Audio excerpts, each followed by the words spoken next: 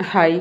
நம்மளோட இன்னைக்கு வீடியோ எப்படின்னா, எல்லாராலயும் ஈஸியா அக்செப்ட் பண்ணிக்க முடியுமா? அப்படிங்கிறதெல்லாம் தெரியல. இருந்தாலும், நம்ம எல்லாருமே கஷ்டப்பட்டுக்கிட்டு இருக்கோம். எல்லாத்துக்குமே ஒரு எதிர்பார்ப்பு இருக்கு. லைஃப்ப வந்து வாழ்றதுக்கு எந்த வகையான ஒரு நல்ல விஷயங்களுமே இருக்கல. ஆனாலும் வாழ்ந்துட்டு இருக்கோம். அது ஒரு கடமைக்காக நான் வாழ்ந்துட்டு இருக்கேன். நான் ரொம்ப சந்தோஷமா, மனசார, மன நிம்மதியோட வாழ்றவங்க யார் அப்படின்னு கேட்டா, ஒரு ரொம்ப 10% பேர் கூட கை தூக்க மாட்டாங்க.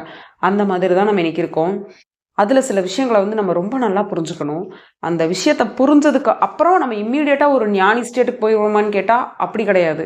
அட்லீஸ்ட் புரிஞ்சுக்க ட்ரை பண்ணோம் அப்படின்னா கூட, ரொம்ப சீக்கிரத்துல ஒரு மெச்சூரிட்டிய வந்து நம்ம அட்டைன் பண்ணிக்க முடியும். அது என்ன விஷயம் அப்படிங்கிறத பத்தி இந்த வீடியோல பார்க்கலாம். இப்போ வீடியோக்குள்ள போலாம். நம்ம பிறந்துட்டோம். நம்ம பிறக்கறதுக்கு ஒரு உடல் வேணும். அந்த உடலுக்குள்ள நம்ம ஆத்மா இருக்கணும். அந்த ஆத்மா வாழணும் அப்படின்னா, அதுக்கு உயிர் வேணும். அப்புறம் மூச்சு காத்து இருக்கணும். இதெல்லாம் இருந்துட்டா, நம்ம வந்து பிறந்து, வாழ்ந்து, சாக முடியும். ஆனா, அந்த பிறக்க முடியும், சாக முடியும். வாழணுங்கிற ஒரு விஷயம் இருக்கு இல்லைங்களா? அதுக்கு என்ன கண்டிப்பா தேவைன்னா, நம்மளோட எண்ணம்ங்கிறது அவசியம். அந்த எண்ணம், சிந்தனை, யோசிக்கணும் ஒரு விஷயத்த. நம்மளோட அறிவ வச்சு, சரிங்களா? அந்த அறிவு வேணும். பிளஸ் முக்கியமான ஒரு விஷயம், நமக்கு புரிஞ்சுக்க முடியாத, கண்ணுக்கு தெரியாத, அத ஒரு பண்ணி சொல்லவே முடியாத ஒரு விஷயம் என்னன்னு பார்த்தீங்கன்னா, மனசு. சரிங்களா?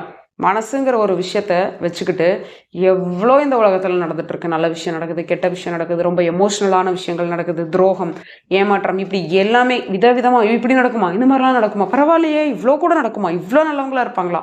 அப்படின்னு நம்ம தினம் தினம் ஆச்சரியப்படுற அளவுக்கு, தினம் தினம் மிரண்டு போய் கேட்குற அளவுக்கு எல்லாமே நடந்துட்டுருக்கு உலகத்துல ரொம்ப சரிசமமா.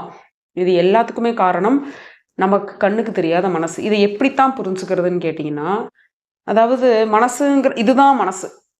இப்ப ரொம்ப உயிர கூட நம்ம என்ன சொல்லிருவோம்னா, இதய துடிப்பு நின்றுச்சுன்னா செத்துருவோம் அப்படிங்கும்பொழுது, காமனா எல்லாருமே இதயம் துடிக்குது, உயிர் அங்க இருக்கும். மேபி ஏதோ ஒரு மாதிரியான ஒரு அண்டர்ஸ்டாண்டிங்ல இருப்பாங்கன்னு வச்சுக்கலாம். For example. ஆனா மனசுங்கிறத அப்படி எங்கேயுமே இப்ப உயிருங்கிறத இதயம் துடிக்குதுன்னு ஒரு இடத்த சொல்றோம். நம்ம திங்க் பண்ணிக்கிறோம். ஆனா மனசு அப்படின்னு வரும்போது, அப்படி ஒரு விஷயத்த நம்மனால சொல்லவே முடியாது. அப்படி ஒண்ணுமே இல்ல. ஏன் ரீசன்னு பார்த்தீங்கன்னா, அந்த எண்ணங்களோட அந்த குவியலான எண்ணங்கள் இருக்கு இல்லைங்களா? நெறைய விஷயம் வந்து எண்ணம் வந்துட்டே இருக்கும். நெறைய விஷயத்த பத்தி நம்ம யோசிச்சுட்டே இருக்கோம். ஒரு வயசுலயும் நம்ம ஒரு மாரி திங்க் பண்ணுவோம். 10 வயசுல நமக்கு சரின்னு படுறது, 15 வயசுல தப்புன்னு படும். 15 வயசுல சரின்னு படுறது, 30ல தப்புன்னு படும். இப்படி இதெல்லாம் ஏன் இந்த மாற்றம் நடக்குதுன்னா, எல்லாமே நம்ம வளர்றோம். நம்மளோட கால சூழ்நிலைகள், அப்புறம் நம்மளோட சிச்சுவேஷன்ஸு இது எல்லாத்தையும் தெரிஞ்சுக்கிட்டு, பிறகு தான் நம்ம வந்து ஒரு சரியான முடிவ நான் எந்த வயசுல எடுப்பேன் அப்படின்னு கேட்டா, அந்த மாதிரியான ஒரு கரெக்ட் ஏஜ் எல்லாம் கிடையாது. அந்த நேரத்துக்கு என்ன முடிவோ, அத மட்டும் தான் பண்ணுவோம். அது தப்பா கூட இருந்தாலும், ஒரு 10 வருஷம் கழிச்சு அன்னைக்கு நான் இத பண்ணாம இருந்திருக்கலாமே அப்படின்னு ரெக்ரெட்டும் நம்மளே தான் பண்ணுவோம். ஒரு விஷயத்த பாசிட்டிவா நினைச்சிருக்கோம் அப்படின்னா, அதுக்கான அந்த பாராட்டுச்ச பரவால்ல நான் பாரு இவ்ளோ சூப்பரா பண்ணிட்டேன் அப்படின்ற அந்த ஒரு ஒரு மரியாதை, ஒரு லவ், செல்ஃப் லவ் எல்லாமே இதுவும் நம்மளே தான் பண்ணுவோம். ஸோ, இந்த மனசு இந்த இடத்துல நம்ம வந்து என்னன்னா, ஜஸ்ட் புரிஞ்சுக்கிறதுக்காக ஒரு வேர்ட் மனசுன்னு சொல்லியிருக்கோமே தவிர, எல்லாமே சிந்தனைகள் மற்றும் எண்ணங்கள் தான். சரிங்களா? இப்போ ஒருத்தர பார்க்குறோம், லவ் பண்றோம். உடனே அத மனசு கூட வந்து எப்படி சொல்றது? முடிச்சு போட்டுர்றோம். கண்ணுக்கு தெரியல. அதாவது நமக்கு எது ஒண்ணு கண்ணுக்கு தெரியலையோ, அது எல்லாத்தையுமே காமனா எல்லாத்து கூடயும் வச்சுட்டோம்னா, யாரும் அடுத்து அத கொஸ்டின் பண்ண மாட்டாங்க இல்லையா? அந்த மாதிரி ஒரு விஷயம்னு வச்சுக்கலாம். அப்புறம் யாராவது நம்மள ஏமாத்திட்டாங்க அப்படின்னா, என் மனசு ரொம்ப கஷ்டப்படுது. அப்புறம் என் மனசு இன்னைக்கு வந்து ரொம்ப ஹேப்பியா இருக்கு. ஸோ, அந்த மனசுங்கிறத அடிக்கடி சொல்லிக்கிட்டே இருக்கோம். இதனால நம்ம வாழ்க்கையில ஏதாவது பயன் இருக்கா? அப்படின்னு கேட்டா, கண்டிப்பா கிடையாது. ஏன்னா, நம்ம வந்து மனச அந்த ஒரு நமக்கு தெரியாத ஒரு விஷயத்துக்கு ஒரு பேர் வச்சிருக்கனால, நம்ம அது பின்னாடி போயிட்டுருக்கோம். நம்ம எல்லாருமே ஜஸ்ட் இது எனக்கும் சேர்த்தி, நம்ம எல்லாருமே ஜஸ்ட் வாட்ச் பண்ண ஆரம்பிக்கிறோம் நம்ம வாழ்க்கைய. முக்கியமான ஒரு விஷயம் இந்த மனசு அப்படின்னு வரும்பொழுது, மத்த அந்த பொருளாதாரத்த பத்தியோ, இல்ல வந்துட்டு நம்மளோட கஷ்ட நஷ்டத்த பத்தியோலாம் கிடையாது. அந்த அன்பு, யார் மேலயாவது அதீத அன்பு வச்சிருக்கிறது, அதுக்கப்புறமா அப்படி அதீத அன்பு வச்சவங்க நம்மள விட்டுட்டு போறது, இல்ல வந்துட்டு ஃப்ரெண்ட்ஷிப்பா இருக்கலாம், அம்மா, அப்பா, ஹஸ்பண்ட், ஒய்ஃப், லவ்வர்ஸ் இப்படி எல்லாத்து கூடயும் அந்த எமோஷனல் பாண்டிங்ங்கிறது வந்து மனசு. நடுவுல மனசு இருக்கும். இதெல்லாம் எழுதி கயிற வந்து சுத்தி இதெல்லாம் தான் புடிச்சிட்டுருக்கோம் நம்ம. ஸோ அவ்ளோ வலிக்கும். சுத்தி இருக்கவங்க பூரா நான் சொன்ன எல்லாத்தையும் எழுதிட்டு, அந்த கயிற வந்து நீங்க இழுத்தீங்கன்னா, நடுவுல இருக்க மனசு அப்படியே எக்ஸ்பேண்ட் ஆகும். பயங்கரமான பெயின் வரும் இல்லையா? ஸோ அதுக்கு நம்ம என்ன பண்ணிக்கலாம் அப்படின்னா, எமோஷனல் அட்டாச்மென்ட் அப்படிங்கிறத நீங்க சுத்தி இருக்க எல்லாத்துக்கிட்டயுமே கம்மி பண்ண ஸ்டார்ட் பண்ணணும். இது எந்த அளவுக்கு சாத்தியம்னு கேட்டா, ஓரளவுக்கு ட்ரை பண்ணலாம். ஏன்னா வந்துட்டு நம்ம பொறந்திருக்கோம். கண்டிப்பா இறக்க போறோம். அந்த இறப்பு எப்படி இருக்கும்னு நமக்கு தெரியாது. ஆனா வந்து ஒருத்தர் இறந்துட்டாங்க அப்படிங்கும்பொழுது நம்ம ரொம்ப அழுகுறோம். ரொம்ப கஷ்டப்படுறோம். அதே தான் நம்மளே தான் அப்படி அழுத நம்மளே ஒரு 1 வீக்ல தேத்திக்க ஆரம்பிச்சிடுறோம். ஓகே பரவாயில்ல பார்த்துக்கலாம் அப்படின்ட்டு அந்த டேஸ் போக போக நமக்கு வந்து டே 1ல ஒரு மிகப்பெரிய ஒரு விஷயமா ஜீரணிச்சுக்கவே முடியாத ஒரு விஷயம் ஒரு 1 வருஷத்துல 2 வருஷத்துல ஈவன் 1 மந்த் 2 மந்த்ல கூட அது வந்து நமக்கு ஒரு நார்மலான விஷயம் ஆயிடுது. சரிங்களா? இது நமக்கு மட்டுமான்னு கேட்டா, அதே மாதிரி நம்ம ஒரு யாரோ ஒருத்தரோட லைஃப்ல இருந்து இறந்துட்டோம். இல்ல அவங்க லைஃப்ல இருந்து நம்ம போயிட்டோம் அப்படின்னாலுமே, அவங்களுக்கும் அப்படிதான். ஸோ இந்த உலகத்தோட செட்டப் இப்படிதான் இருக்கு. ஸோ நம்ம அந்த எமோஷனல் பாண்டிங் அப்படிங்கிறத நீங்க யாரெல்லாம் வந்துட்டு கண்ட்ரோல்ல இல்லாம அந்த லவ் பண்றவங்களா இருக்கட்டும், ஹஸ்பண்ட் அண்ட் ஒய்ஃபா இருக்கட்டும், ஓவர் பொசசிவ்ல நீங்க இப்படி நினைச்சுக்கோங்க. அப்புறம் குழந்தைங்க மேல. இது எல்லாமே நமக்கு ஒரு மிகப்பெரிய ஒரு டேஞ்சர் ஜோனை தான் வந்து கிரியேட் பண்ணுமே. எது மேலயுமே நீங்க வந்துட்டு பொசஸ் பண்ணிக்க கூடாது. இது என்னது, இது என்னோடது அப்படின்னுட்டு இந்த உலகத்துல அப்படி எதுவுமே என்னதுங்கிற ஒரு விஷயம் கிடையாது. அப்படி ஒரு விஷயம் இருக்கு. இது நான், இல்ல இது என்னது, என்னோடது அப்படிங்கிறது ஒண்ணே ஒண்ணு என்னன்னு பார்த்தீங்கன்னா, நம்ம ஆன்மா மட்டும் தான் நம்மளோடதா இருக்குமே தவிர, இந்த உடம்போ, நம்ம வச்சிருக்க சொத்தோ, நம்மளோட துணிமணி, வேற செருப்பு, ஃபோன் இப்படி எதுவுமே நம்மளது கிடையாது. சரிங்களா? இந்த ஒரு அண்டர்ஸ்டாண்டிங்க்கு வாங்க. அப்புறம் அந்த ஓவர் அன்பா இருக்கிறது, இது எல்லாமே ஏன் இந்த அன்பா இருக்கிறது தப்பா, பாசிட்டிவா இருக்கிறது தப்பா, நம்மளோட அது எப்படி சொல்றதுன்னா, இன்னைக்கு இருக்க காலகட்டத்தில மனுஷங்க யாருமே ஒரே மாதிரியான மனநிலையில் கிடையாது. ஒண்ணும் சொசைட்டில நமக்கு நடக்கிறத பார்க்க பார்க்க, மனம்ங்கிற ஒரு விஷயம் ரொம்ப வீக்காவும், மிகப்பெரிய டேஞ்சர் ஜோனுக்கும் கிரியேட் ஆயிட்டு இருக்கு. யாரு மேலயாவது நீங்க பொசஸ் ஆயிட்டீங்க அப்படின்னா, ஒண்ணா அவங்க நமக்கு வேணும், இல்லன்னா அவன் அவன் சாகணும், இல்லையா என் கூட சேர்ந்து வாழணும். இப்படிங்கிற ரேஞ்சுக்கு ஏதோ படத்துல காட்டுற மாரி, ரொம்ப சர்வசாதாரணமா நம்ம ஒரு ஒரு விஷயத்தையும் நிகழ்றத பார்க்குறோம். அது ஈஸியா கடந்தும் வரோம். இப்போ ஒரு பெர்சனல் லைஃப்ல நீங்க எடுத்துக்கோங்க. இப்போ இன்னைக்கு டேட்டுக்கு நான் யார் மேலயெல்லாம் ஓவர் அட்டாச்மென்ட்டோட இருக்கேன்.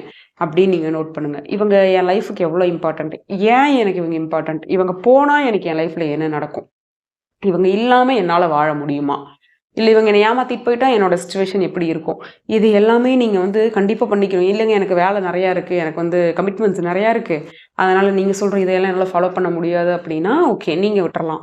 ஆனா நம்ம வாழ்க்கைனா என்ன? எதுக்கு பொறந்திருக்கோம்? இதுக்கப்புறம் நமக்கு லைஃப்க்கு அப்புறம் என்ன இருக்க போகுது?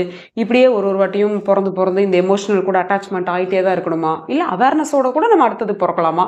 இல்ல பொறக்காமயே போலாமா?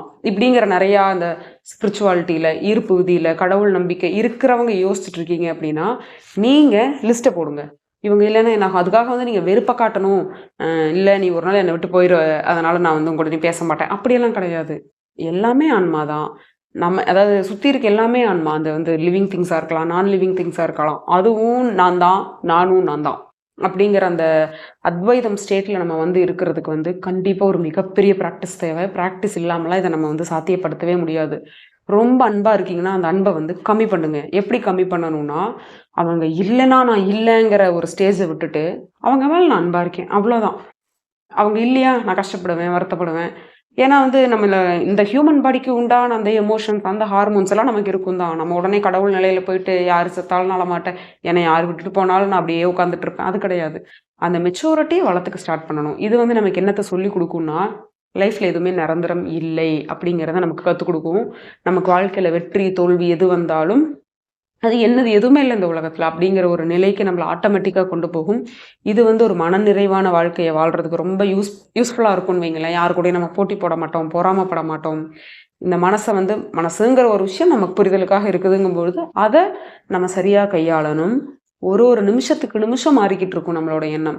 ஒரு ஒரு எண்ணத்துக்கும் நம்ம ரியாக்ட் பண்ணி அந்த ஒரு ஒரு எண்ணத்துக்கு உண்டான முடிவ நம்ம செஞ்சுக்கிட்டே இருந்தோம்னா, நமக்கு லைஃப்ல நெறைய டைம் வேஸ்ட் ஆயிரும். ஸோ அந்த மனச எல்லா பக்கம் அலப்பாய விடாம, மனசையே அழிச்சிரணும். அதாவது மனசுங்கிற ஒண்ணு இல்லங்கிற ஒரு புரிதலுக்கு வந்துருங்க. ஓகே, இப்ப இது நடக்குதா? ஓகே. இதுக்கப்புறம் இது இல்லன்னா என்னன்னு கொஞ்சம் பிராக்டிகலா திங்க் பண்ணி, அந்த மனம் சார்ந்து நீங்க பின்னாடி ஓடுறத நிறுத்திட்டோம் அப்படின்னாலே, நமக்கு வந்து நம்மளோட மூச்சுங்கிறது அது வந்து கொஞ்சம் சீராகும். எது மேலயும் அந்த அட்டாச்மெண்ட்டே நமக்கு இருக்காது. அந்த அட்டாச்மெண்ட் இல்லாத லைஃப ஒரு நாள் வாழ்றதுக்கு ட்ரை பண்ணி பாருங்க. இன்னைக்கு உங்களுக்கு ரொம்ப ஆசைப்பட்ட விஷயம் நடக்கும்போது ஓவர் ஹாப்பி ஆகாதீங்க. இல்ல ஒரு நெகட்டிவான சிச்சுவேஷன் வரும்போது ஓவர் டவுன் ஆகாதீங்க. அப்படியே இருந்து பாருங்க. உங்ககிட்ட யார் பேசினாலும், அவங்க கிட்ட ஒரே ஈவனா ஹாய் அப்படின்னு அந்த ஓவரா எக்ஸைட் ஆகியும் பேசாம, யாராவது பேசாம போயிட்டாங்கன்னா அதுக்கு வருத்தமும் படாம, அந்த நியூட்ரல் ஸ்டேட்ல உங்கனால 1 வீக் இருக்க முடியுமான்னு ட்ரை பண்ணி பாருங்க. ஏன்னா அந்த சிச்சுவேஷன்ஸ் வந்து நமக்கு ஒரே நாள்ல கிடைக்காது இல்லையா? மாறி மாறி வர எல்லா சிச்சுவேஷனையும் நீங்க அண்டர்கோ பண்ணுங்க. அதுக்கப்புறம் உங்க மனசுல ஏதாவது மாற்றம் இருக்கா என்னங்கிறத நீங்களே செல்ஃப் ரியலைஸ் பண்ணுங்க. இது நிச்சயமா உங்களோட லைஃப்ப வந்து நெக்ஸ்ட் லெவலுக்கு கொண்டு போறதுக்கு இந்த பிராக்டிஸ் கண்டிப்பா உதவும். Thank you.